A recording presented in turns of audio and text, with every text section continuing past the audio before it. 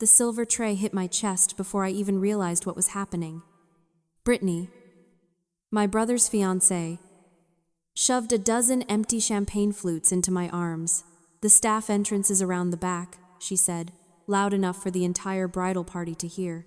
I blinked, confused. "Brittany," I said, keeping my voice steady. "I am Natalie, Tyler's sister."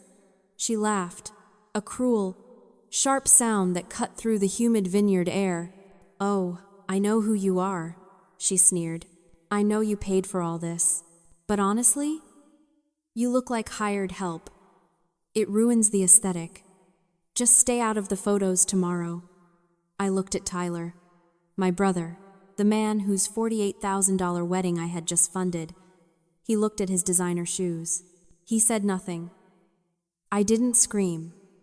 Hysteria provides the opposition with leverage. I just set the tray down on the nearest table and walked away. Before I tell you exactly how I ruined their big day, drop a comment and let me know where you are listening from and what time it is for you right now. I would love to know who is part of our community. I did not slam the car door. I did not speed out of the gravel parking lot, kicking up dust like a scorned woman in a bad movie. I drove the speed limit. My hands were steady on the wheel, 10 and 2, perfectly relaxed. The silence in the car was heavy, but it wasn't the silence of grief. It was the silence of a courtroom before the judge walks in. It was the silence of calculation.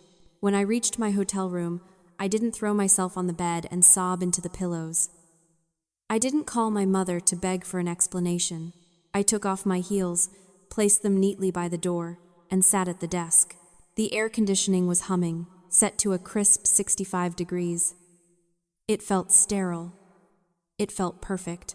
I opened my laptop, and the screen glowed blue in the dark room, illuminating my face like a war room monitor. Most people think of weddings as fairy tales. I am a corporate contract lawyer.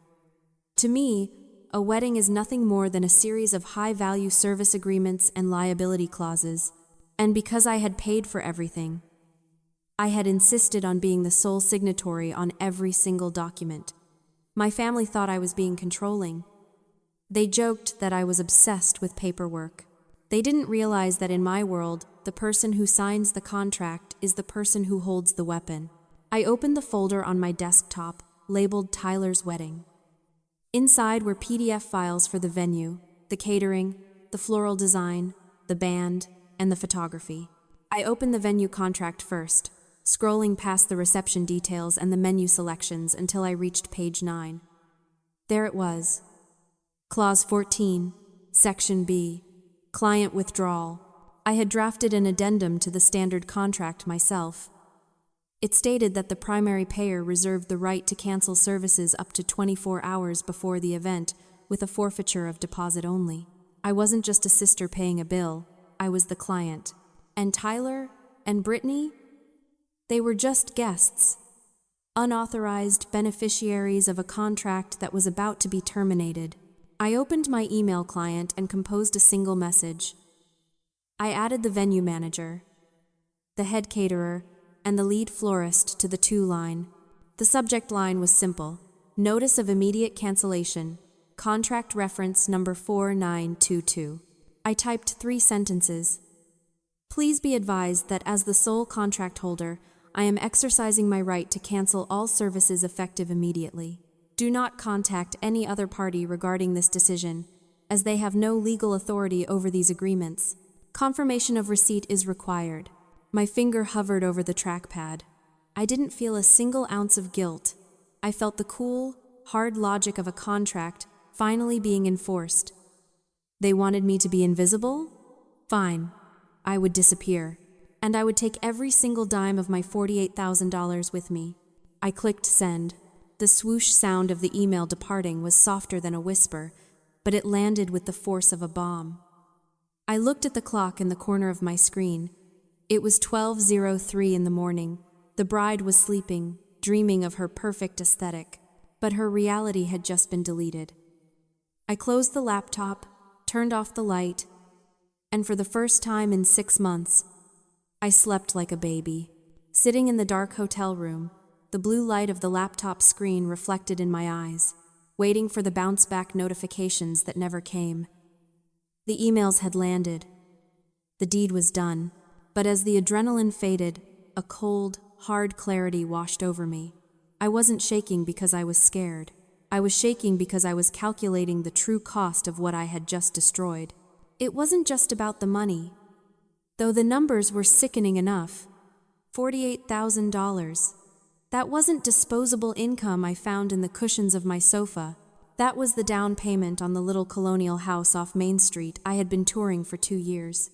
It was my safety net. It was my independence.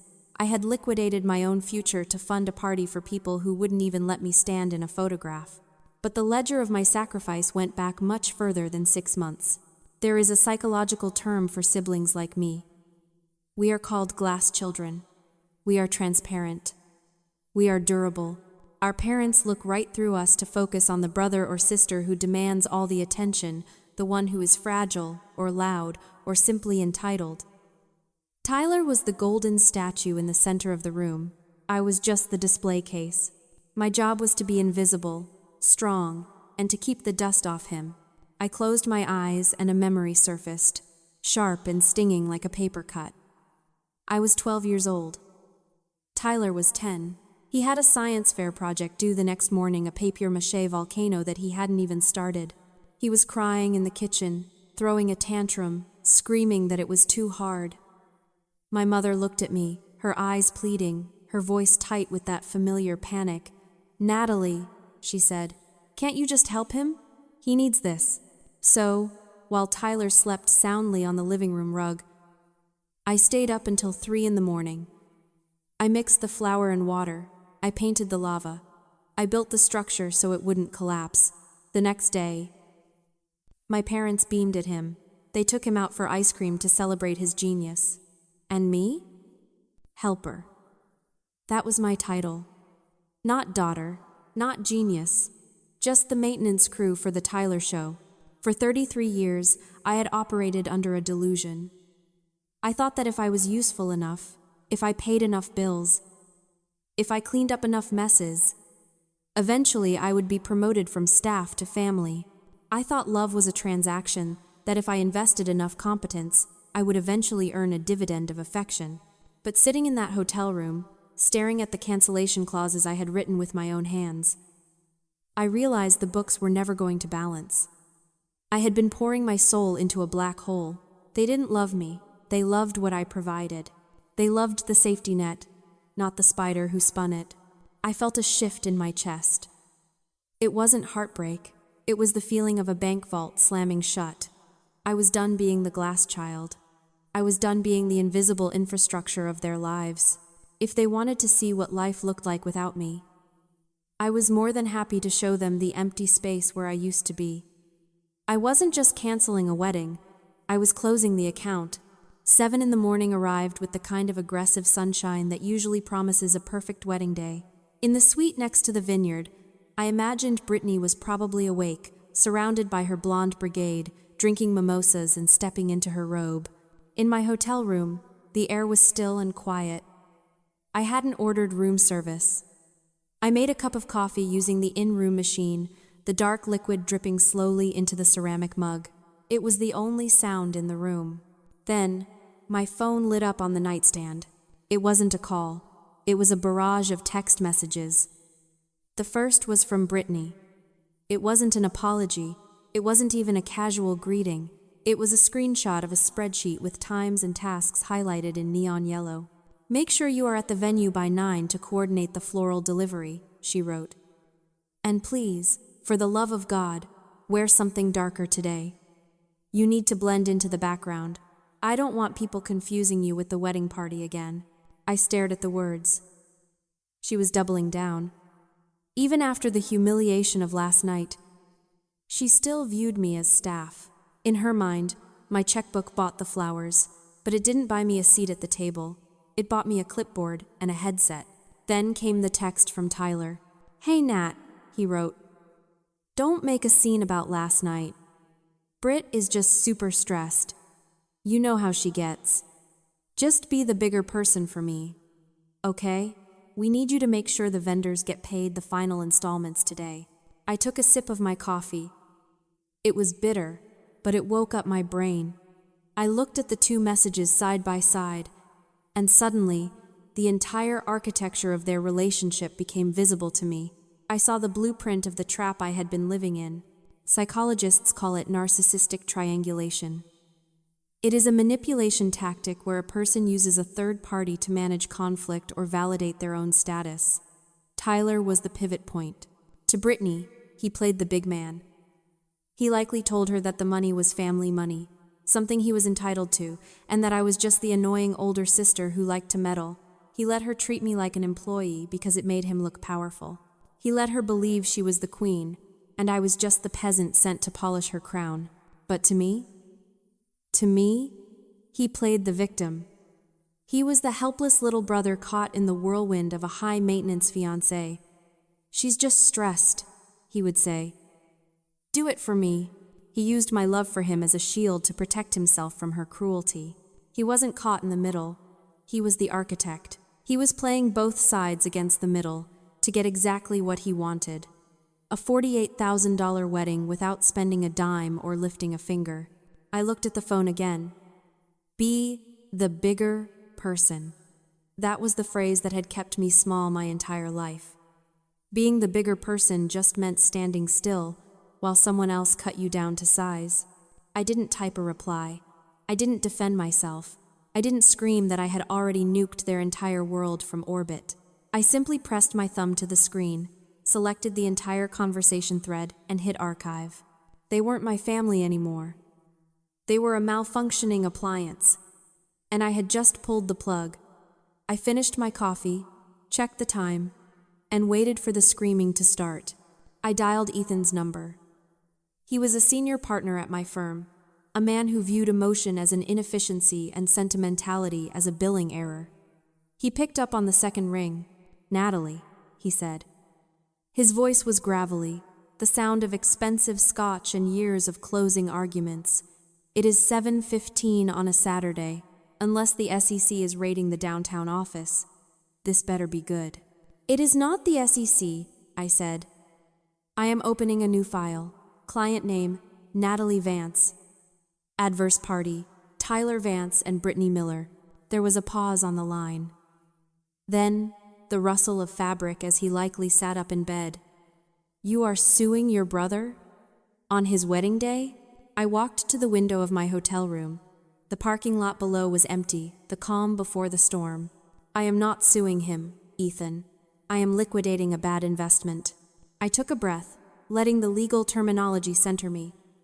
"You taught me about the sunk cost fallacy during my first year as an associate, remember?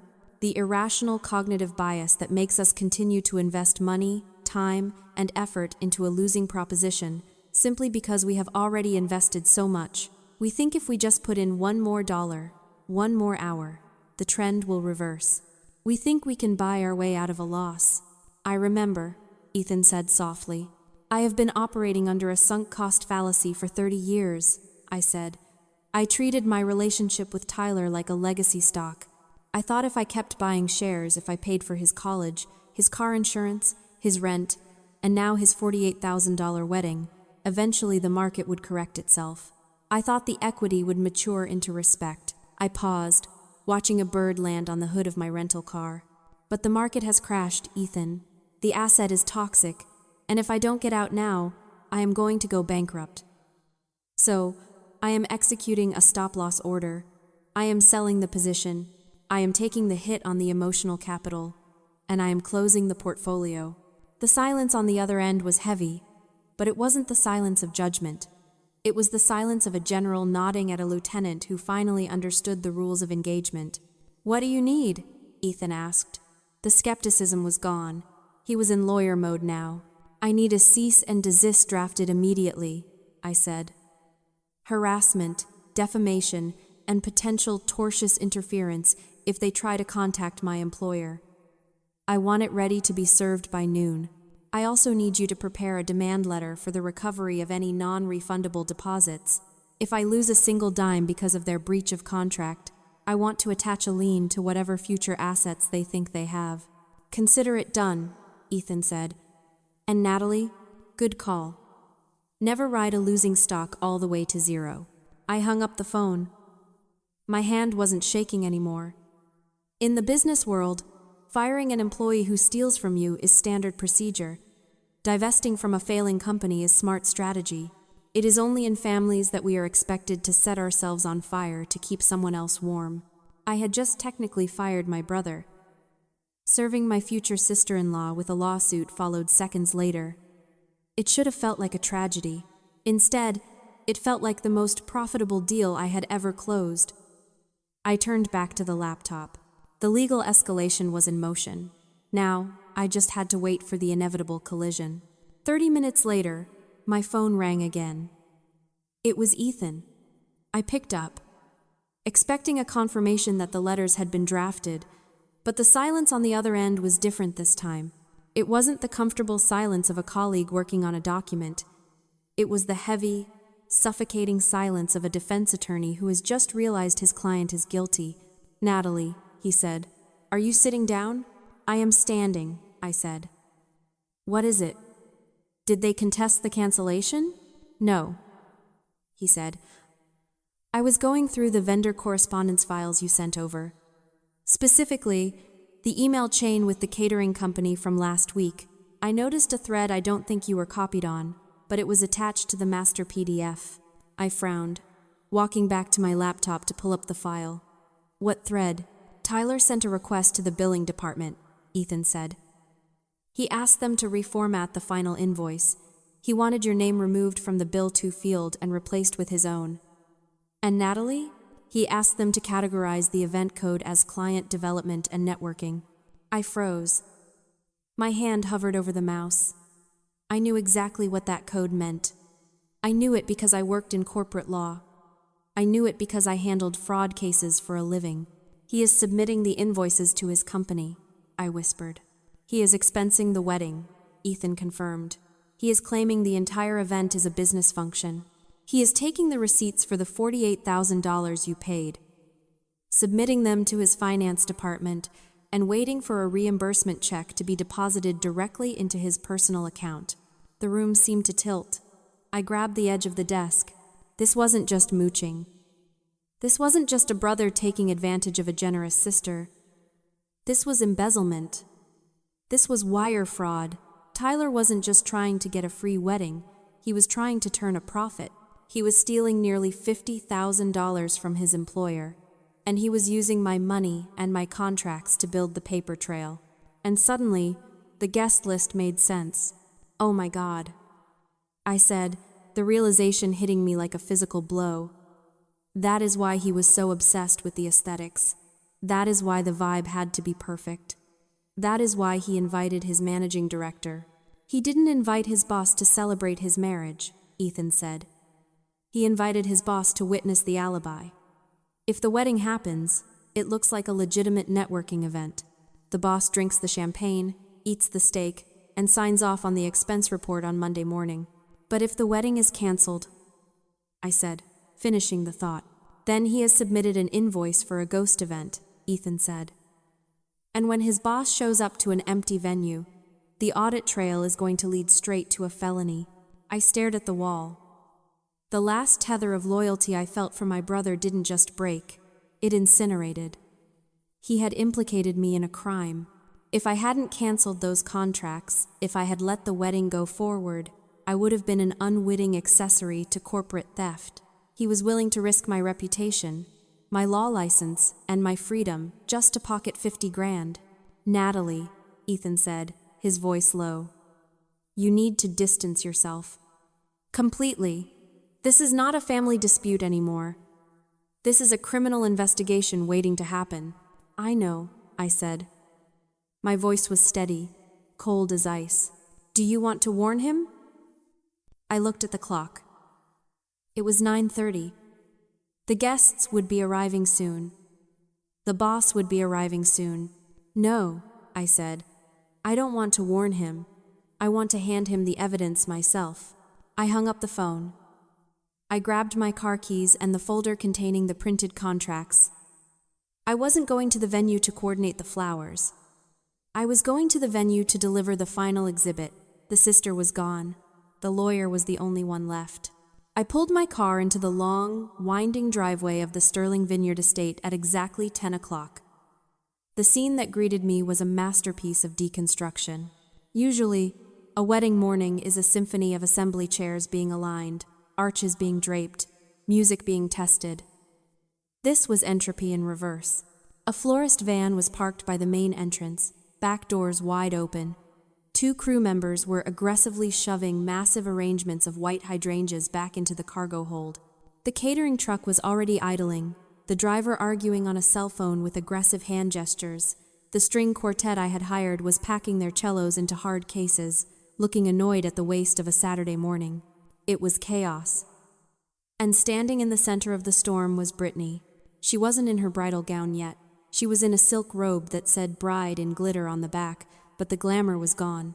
Her hair was half curled, her mascara was running down her cheeks, and she was screaming at the venue coordinator, who looked like she was about to call security. When Brittany saw my car, she stopped screaming. She pointed a manicured finger at me and marched across the gravel. "You!" she shrieked. Her voice cracked, hysterical and shrill. "You put the money back. You put it back right now, you jealous, bitter witch. You ruined everything because you couldn't handle not being a bridesmaid." I stepped out of the car. I wasn't wearing the beige dress she had approved. I was wearing a charcoal gray suit and stilettos. I didn't look like family. I looked like a subpoena. "I didn't destroy your wedding, Brittany," I said. My voice calm and carrying easily over the noise of the departing trucks. "I just stopped paying for my own exclusion." Then Tyler appeared. He ran out from the reception hall, his face pale and slick with sweat. He wasn't looking at me. He was looking over his shoulder at a silver sedan parked near the entrance. A man in a suit, his boss, the managing director, was standing by the car, watching the florists leave with a confused, darkening expression. "Natalie," Tyler hissed, grabbing my arm, "you have to fix this. Please, you have to tell them it's a mistake. My boss is right there. He thinks this is a networking event. If there is no event," he trailed off, the panic choking him. If there was no event, there was no expense report. If there was no expense report, the $50,000 he had already tried to claim was fraud. I pulled my arm out of his grip. I smoothed my jacket. "I can't fix it, Tyler," I said. "The contracts are canceled. The deposits are refunded." "But it is my wedding day," he pleaded, his eyes darting back to his boss. "You can't do this to me on my wedding day." I looked him in the eye. I looked at the brother I had protected from failing grades, from debt, from consequences. For 30 years, I looked for the love I thought I had purchased. It wasn't there. There was only fear and entitlement. "It was your wedding day," I said. "Now, it is just Saturday." I reached into my bag and pulled out a manila folder. It contained the copies of the canceled contracts, the refund receipts, and the email chain regarding his expense account fraud. "I think your boss might be confused about who actually paid for this event," I said. "You should probably go explain the discrepancy in your filing before I hand this to him myself." I shoved the folder against his chest. He grabbed it reflexively, looking down at the papers like they were radioactive. He looked at me, then at his boss, the color draining from his face until he looked like a ghost. I didn't wait for a response. I turned around, got back into my car, and drove away. In the rearview mirror, I saw the dust settling over the empty venue. The aesthetic was ruined, but the balance sheet was finally clean. The fallout was swift and absolute. When you mix corporate embezzlement with a public humiliation, the results are catastrophic. Tyler didn't just lose his job that Monday, he was escorted out of the building by security. His company filed criminal charges for the attempted fraud. It turns out, falsifying expense reports is a much bigger crime than being a bad brother. Brittany didn't stick around for the legal battles. Once it became clear that Tyler was unemployed, facing a felony record, and had zero access to my bank account, she realized he didn't fit her vibe anymore. She left him 2 weeks later. My parents tried to intervene. They called, screaming that I had destroyed the family, that I was vindictive, that I should have protected him. I didn't argue. I didn't explain. I simply blocked their numbers. I realized I wasn't destroying the family. I was just refusing to be the glue holding a broken structure together. It has been 3 months. I am recording this from a terrace in Tuscany. The sun is setting over the vineyards, turning the hills a deep, rich gold. It is quiet here. There is no screaming. There are no demands. There is no one asking me to fix their mess. I checked my bank app this morning. The venue, the florist, the caterer, all the refunds have cleared. The $48,000 is back where it belongs. I used a fraction of it for this trip. The rest is going toward the down payment on the house on Main Street. I am sitting here alone, drinking a glass of wine that I paid for, enjoying a view that belongs only to me. People tell women that we should fear ending up alone. They tell us to tolerate disrespect just to keep people around. They tell us to be the bigger person until we shrink into nothing. But sitting here, in this perfect silence, I realized they are wrong. Losing my family didn't leave a hole in my life. It cleared the clutter. I finally stopped investing in people who were banking on my failure. I am not lonely. I am solvent. I am peaceful. And for the first time in 33 years, I am free. If you have ever been the one paying for everyone else's happiness while they treat you like nothing, this story is for you. Sometimes, the most powerful thing you can do is close the account. Share this if you believe boundaries are beautiful, and do not forget to follow for more stories of justice.